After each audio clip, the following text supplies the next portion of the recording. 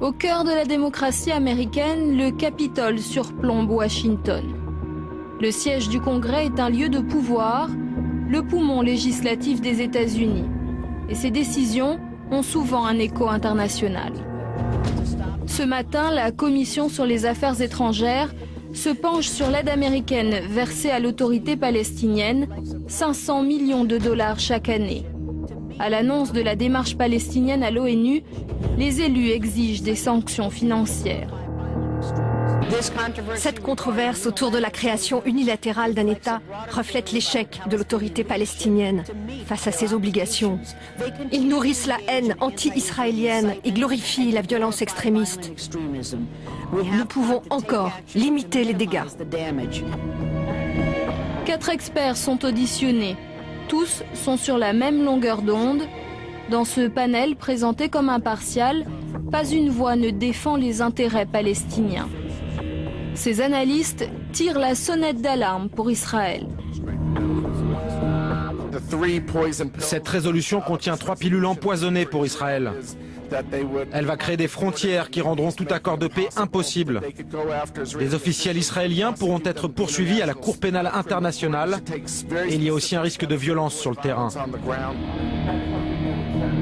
Comme les 3 autres experts à ses côtés, David Makovsky est proche de l'AIPAC. L'AIPAC, c'est l'American Israel Public Affairs Committee, le principal lobby pro-israélien aux États-Unis. Makovsky travaille dans un laboratoire d'idées créé par l'AIPAC pour irriguer le débat public. Jonathan Schanzer est lui directement payé par l'AIPAC pour porter la bonne parole lors des séminaires réservés aux parlementaires. Tous deux alimentent le Congrès, mais aussi les médias, la Maison-Blanche et les partis politiques avec leurs analyses. L'AIPAC siège dans ses bureaux flambant neufs à Washington. Depuis plus de 40 ans, ce lobby défend les intérêts de l'État hébreu aux États-Unis. Un lobby qui n'aime pas l'intrusion des caméras et qui a refusé de répondre à nos questions.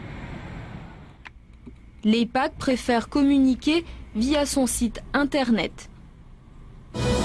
Et les lobbyistes se chargent eux-mêmes de faire passer le message.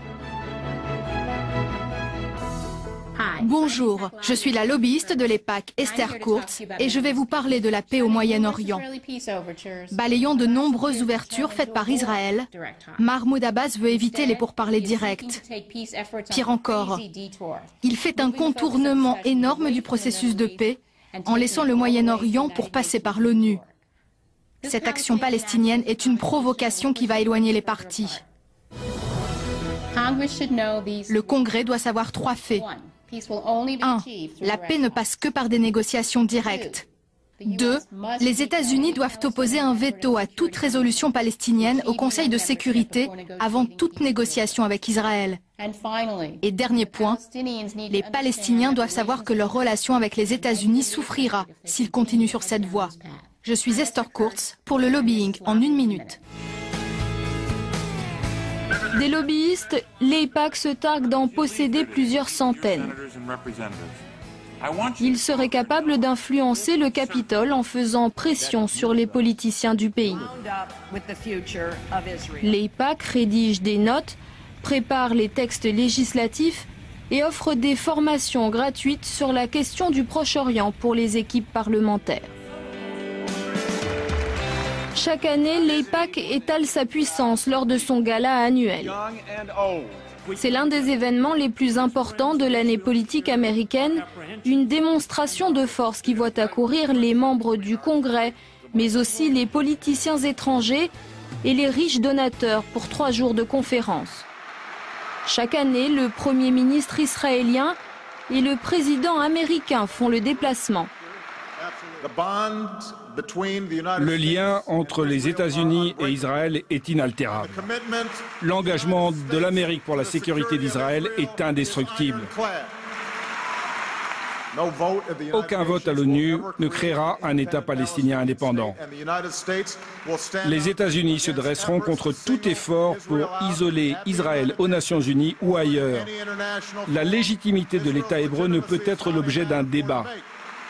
C'est mon engagement, ma promesse envers vous.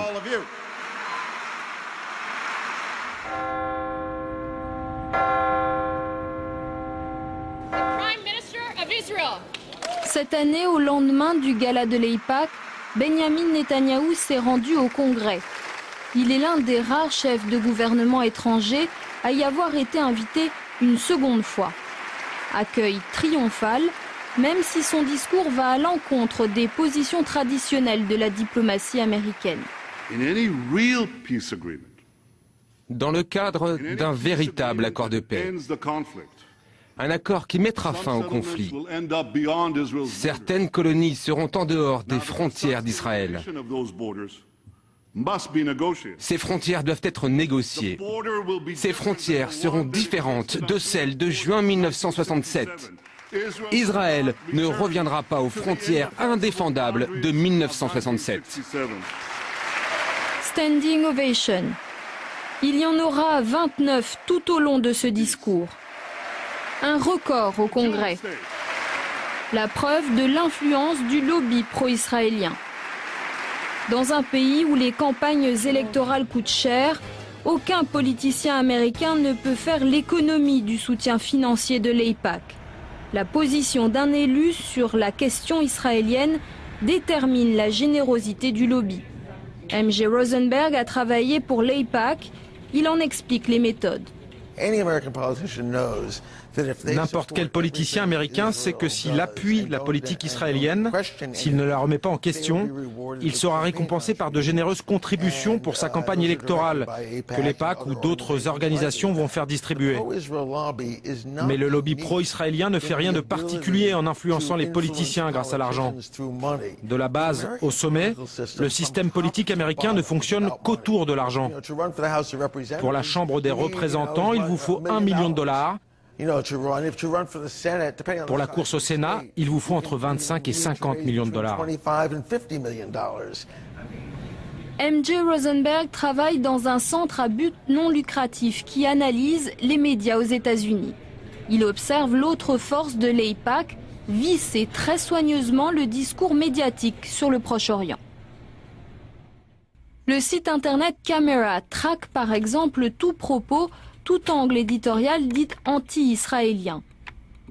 Le site nomme les reporters contrariants, liste les éditoriaux inopportuns et les reportages qu'il considère comme déviants. Le lobby va compliquer considérablement la carrière des journalistes qui ne sont pas perçus comme pro-israéliens. Ils auront du mal à trouver un job ou, s'ils en ont un, à garder un poste. Lorsque je travaillais à l'AIPAC, il y avait des listes, des dossiers sur chaque journaliste, sur chaque reporter, sur toutes sortes de gens.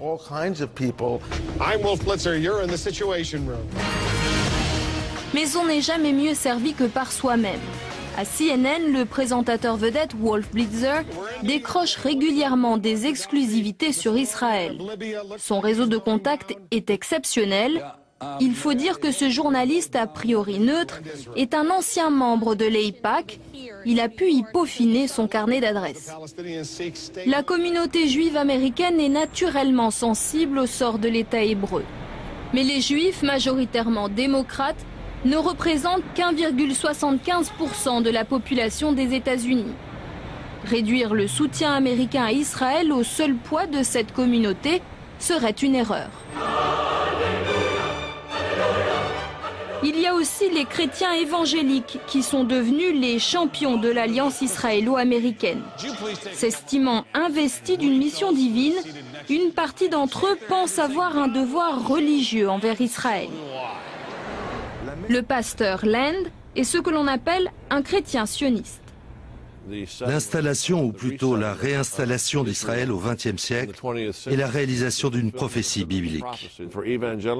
Pour les chrétiens évangéliques, les Juifs sont le peuple choisi par Dieu. Dieu bénit ceux qui bénissent les Juifs et Dieu maudit ceux qui maudissent les Juifs. Si nous voulons que Dieu bénisse l'Amérique, notre nation doit avoir une politique pro-israélienne. Israël est devenu le cheval de bataille des chrétiens sionistes. Ils sont 40 millions aux États-Unis et représentent un levier politique considérable. C'est le réservoir de l'électorat républicain. Eux aussi ont leur vedette télévisuelle, Glenn Beck, un ancien éditorialiste de la chaîne d'information conservatrice Fox News. Ces émissions sont une tribune pour le sionisme chrétien. Sont une tribune pour le sionisme chrétien. I stand tonight with Israel. En août 2011, Glenn Beck a organisé une tournée en Terre Sainte pour soutenir l'État hébreu. Ses fans sont venus par centaines. Des croyants américains rassemblés pour écouter les paroles de l'animateur au pied des lieux saints. Discours mais aussi grand spectacle.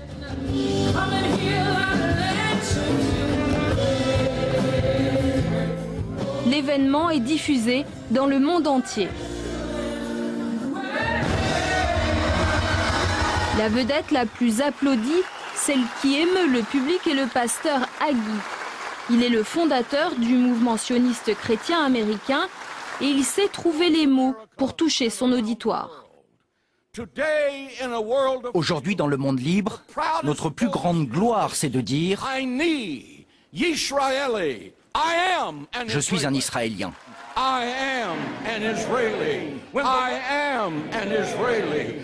Des évangélistes sionistes, des groupes de pression juifs extrêmement efficaces, difficile pour les politiciens américains de résister à la force de frappe du lobby pro-israélien. Cet été, 81 membres du Congrès sont venus en visite en Israël, tout frais payés par l'AIPAC. Un parlementaire américain sur 6 a donc fait le voyage en Terre Sainte. Parmi les élus, la congresswoman Buerkle. Rappelez-vous, Buerkle fait partie de la commission des affaires étrangères du Congrès. Elle ne fait pas mystère de ses préférences. Les États-Unis doivent être un allié fiable pour Israël et protéger les intérêts israéliens. Parce qu'au fond, ce sont les nôtres que nous protégeons. Voilà notre message à la Palestine. Si vous persistez en allant à l'ONU réclamer un État, nous allons cesser de vous financer. Ce rapport fusionnel entre l'Amérique et Israël pose question. À l'université de Harvard, le professeur Stephen Walt a brisé un tabou en enquêtant sur l'AIPAC. Avec le professeur John Mearsheimer, il considère que l'influence du lobby est parfois contraire aux intérêts stratégiques des États-Unis. Le lobby a contribué à l'anti-américanisme au Moyen-Orient et ailleurs. C'est l'une des raisons pour laquelle les États-Unis font face à la menace terroriste. Oussama Ben Laden et ceux qui nous ont attaqués le 11 septembre ont clairement dit que notre soutien à Israël motivait leur haine. Et une partie du lobby nous a poussés à partir en guerre en Irak. Cette relation si particulière, soutenue par le lobby, cause un tort considérable aux intérêts stratégiques américains. Les thèses des professeurs Walt et Mearsheimer ont fait scandale. Ils ont fait l'objet d'une très violente campagne médiatique, les accusant d'antisémitisme. L'ancien président américain Jimmy Carter est lui aussi devenu une des bêtes noires du lobby pro-israélien. Carter a pourtant négocié les accords de Camp David en 1978 qui ont scellé la paix entre Israël et l'Égypte. Ces efforts ont d'ailleurs été couronnés par un prix Nobel de la paix. Mais la publication de son livre intitulé « Palestine, la paix, pas l'apartheid » lui a attiré les foudres des partisans d'Israël. Oser critiquer la politique de l'État hébreu, c'est s'exposer à la vindicte du lobby. Il n'y a pas de débat ou de discussion. Les gens sont intimidés. Ils ne peuvent pas parler franchement ou même étudier cette question. J'ai été invité à parler dans les plus prestigieuses universités qui comptent de nombreux étudiants juifs. On m'a interdit d'y aller pour faire des conférences.